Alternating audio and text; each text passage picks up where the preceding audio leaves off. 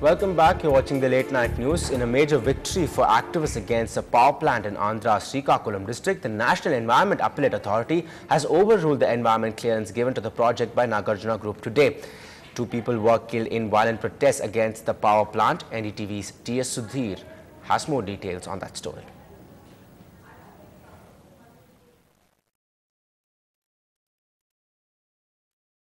The National Appellate Authority for Environment really has castigated the government for grossly misrepresenting the facts before the Appellate Authority, also saying that the area has serious wetland characteristics and it will also affect the livelihood of villagers, fisher folk in that area of Sompeta in Srikakulam district of Andhra Pradesh, and that the government should seriously consider all these aspects before allowing any more thermal projects in that area. Now, what happens to the other 3 thermal projects which are slated to come up in Srikakulam district? 2 of them are in fact in the Naupada swamps and 1 of them in the Ichapuram lagoon area, all wetlands area, which environmentalists say will seriously impact the ecologically fragile environment of Srikakulam district.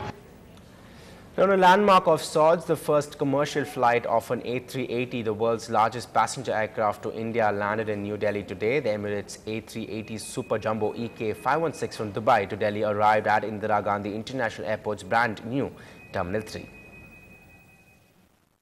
We're on board the first commercial Airbus A380 flight into the new Terminal 3 of Indira Gandhi International Airport. It is, in a sense, a bit of a landmark. Terminal 3 is all about the future of Indian aviation. Millions of passengers are going to be going through this new terminal, considered among the finest and most advanced in the world. And the aircraft I'm on, an Airbus A380, is, in a sense, a revolution in transport for civilian passengers all over the world. We are on the 2nd deck of this Emirates A380. I'm in front of the bar of the first and business class passengers. And this really adds a great extent to the experience of traveling. This is the new style of traveling in a new generation of aircraft where passenger comfort and, of course, passenger safety remains a huge priority. Well, looks like the suspended IPL chief will have to face it. The Bombay High Court has dismissed Lalit Modi's petition to impose a stay order on the July 16 disciplinary committee hearing. The BCCI disciplinary committee, comprising of Arun Jaitley, Jyotiraditya Scindia and Chirayu Mein, has summoned Lalit Modi for the hearing scheduled for Friday, following which Modi petitioned the Bombay High Court to stay the meeting and instead establish an independent and impartial inquiry with a judicial presence. Modi's arguments have clearly gone unheard with this ruling today, as he would have to appear before the disciplinary committee tomorrow. Well, it's yet another Facebook controversy. Vaseline's face whitening application on Facebook, which lets users upload photos to make them fairer, has been termed racist.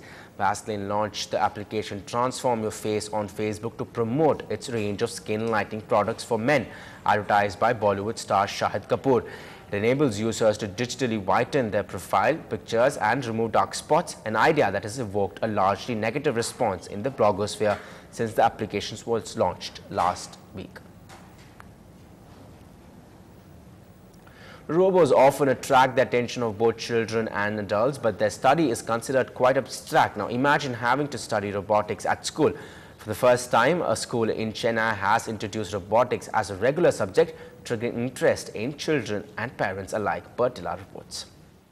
Huzaifa loves to operate his gadgets at home, and there are many others like him. But now, even classrooms could become a fun place after a school in Chennai decides to make lessons in robotics a regular feature. On TV, I saw a robot which was moving on its own, like it was a humanoid robot. It was designed in a way of a human. The name of the robot was Hasima. So that was the thing that inspired me to make this robot. And I look forward to make the same robot which was made, which I saw on TV.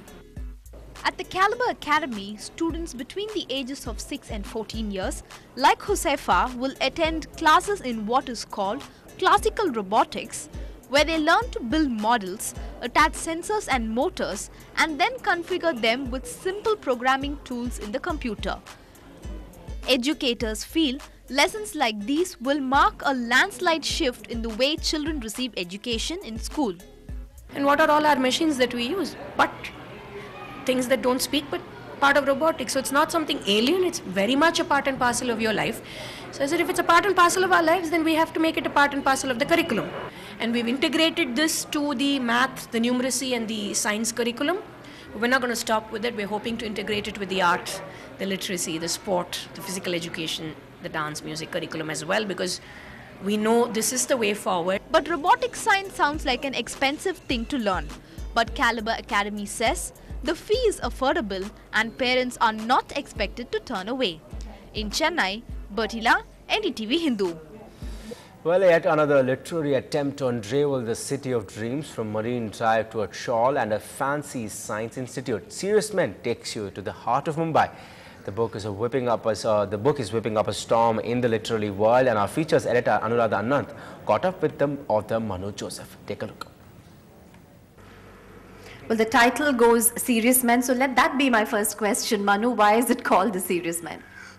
Interestingly, in several of my journalistic pieces, I've used this expression, serious men, as a way of making fun of seriousness itself. I find something funny about the incurable seriousness of some people. So in fact, if you look at it carefully, the characters in my novel, they are very serious men. You know, they are not even remotely clownish. It is just that you put a serious person and try to explain the situation.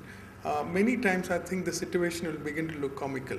In fact, one of the central characters, Iron Money himself, he often tells his wife that you keep staring at serious people, they will begin to look comical. You know. Now, let me say a couple of words about the book. I thoroughly enjoyed reading it. It's a delightful, breezy read. But has anyone asked you this question? I don't know if you like it, don't strike me if you don't. But has anyone compared the book and said that the theme is a little bit like White Tiger by Arvind Adiga? Honestly, it's one of the comparisons I was very afraid of. One or two reviewers have hinted at it. Well, I think The Independent in England and one Indian reviewer. See, I was writing. I was well into this novel when The White Tiger was released. You know, so I do understand that there is a similarity in terms of the portrayal of the underdog, but beyond that, there is absolutely nothing in common between these two novels. Now, when we think of heritage, we think of all that was colonial and medieval. But what about those little places in Chennai that have become the object of neglect in the wake of the IT boom? NETV Hindu stumbles upon a post office as enchanting as it's frightening, a place that begs to be called a part of Chennai's heritage because such places never knew their functional utility would be overshadowed by the futuristic appeal of everything IT.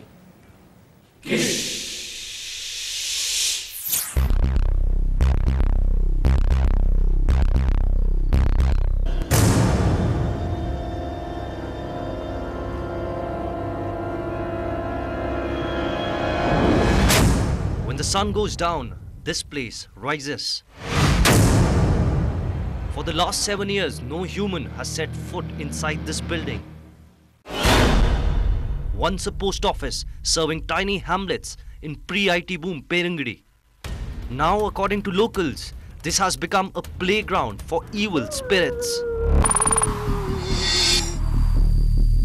NDTV Hindu's cameras try to enter this place.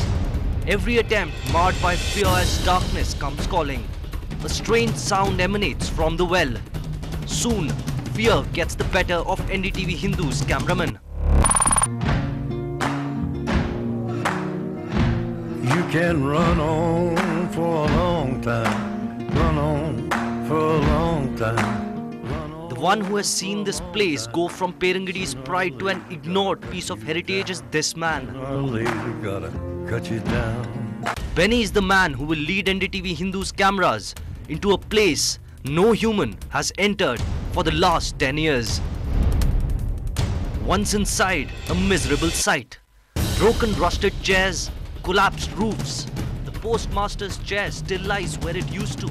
Now exposed to elements. Snails cover the floor. Dead meat for snakes and bats that prowl around. One wrong step and it's certain death. A peep inside the window.